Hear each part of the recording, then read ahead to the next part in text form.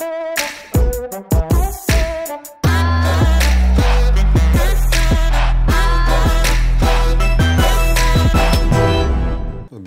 chez moi. Eh bah oui, merci de m'accueillir dans ta cuisine. Et du coup, tu as déjà préparé l'entrée. Là, tu as une burrata locale, avec du lait d'Île-de-France, des tomates fraîches et du pesto maison surtout. C'est toi qui as fait le pesto? Ouais. Non, si. je crois pas. Si. Après, on va se faire un petit risotto. Est-ce que t'aimes le sucré salé? Pas trop.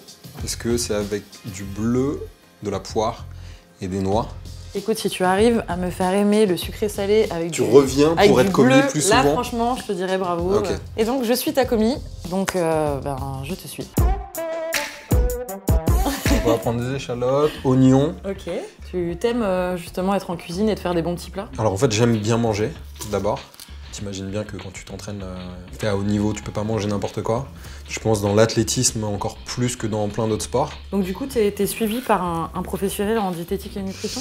Bah pas vraiment, on va dire que depuis tout petit, je suis pas mal sensibilisé parce que mon père est chercheur et docteur en nutrition. Du coup, j'ai aussi fait des recherches parce que j'ai eu pas mal de blessures. Donc pour moi, c'était important de pouvoir prévenir, tu vois, les blessures, de faire attention à tout ça. Et je suis en train de pleurer parce que parce que t'es ému.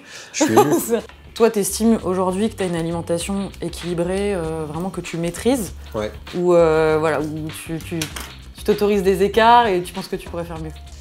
Non, je fais énormément attention. J'ai été par exemple végétarien pendant un moment parce que j'ai testé pas mal de choses. Et au début, je me sentais super bien et après, plus du tout quoi. Enfin, en termes d'énergie, surtout en termes de niveau musculaire. En fait. Ouais. L'apport en protéines végétales, pour moi, ne suffisait pas quoi. Enfin, en tout cas, par rapport à la discipline quoi. Parce que du coup, toi, t'es athlète, tu fais du saut en longueur. Et le saut en longueur, du coup, c'est un exercice à intervalles en fait. Enfin, un exercice explosif, mais après, t'as une pause où tu dois attendre ton tour avant de recommencer. Et comment tu gères du coup cette séquence, le moment où t'es en pause pour garder des forces Alors avant, en fait, je mangeais pas mal de fruits secs. Ça faisait partie de ma routine et j'avais l'impression que ça m'apportait plus d'énergie. Mais c'est plus une impression, vu que maintenant je mange très peu de glucides et très peu de sucre au final. Mon corps, il est habitué à utiliser le gras et les glucides, le sucre, le glucose comme énergie.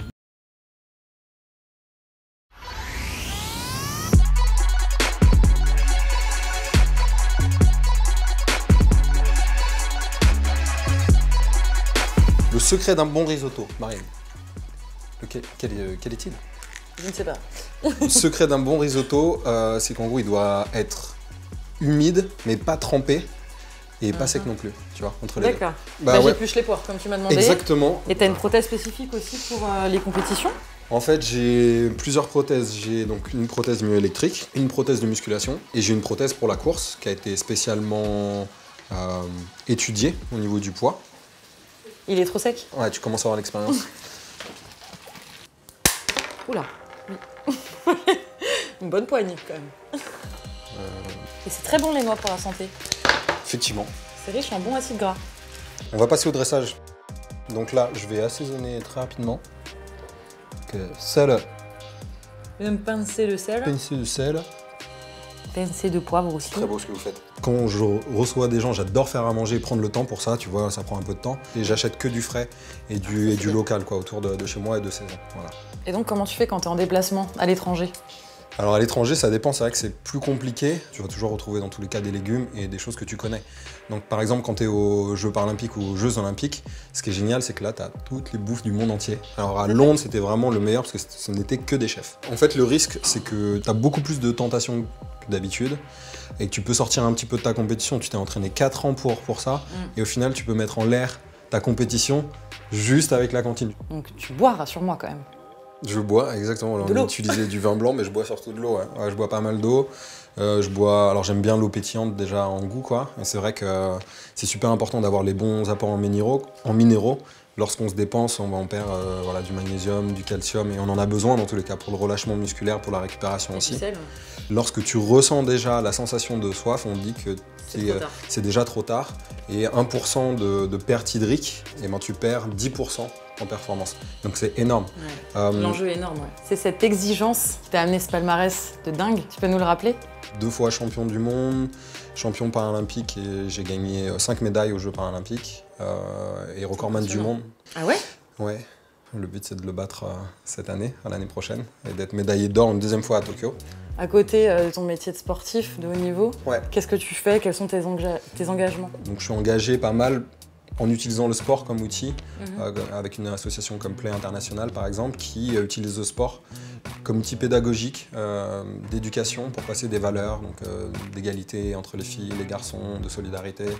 Et puis je suis engagé sur différents projets comme Golden Arm par exemple, où le but c'est de designer graphiquement la prothèse que je vais porter là pour les Jeux de Tokyo. On va faire gagner des prothèses myoélectriques, donc comme celle-ci, mais imprimées entièrement en 3D à des enfants. Ben, écoute, je t'invite à passer à la dégustation.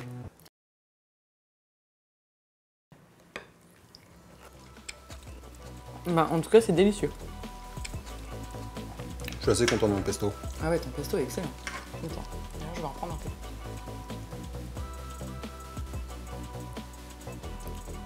peu. Écoute, c'est très bon. Finalement, c'est pas si fort dans le risotto, le bleu. Fondu comme ça, c'est très bien. Déjà, le challenge réussi ou pas? Franchement, bravo. Merci beaucoup. Déjà parce qu'on a passé un super moment, et ensuite parce que tu m'as fait goûter et aimer le sucré salé. Et là, bravo. Merci à toi, Franchement, très content. C'était très bon. Très content que ça te plaise.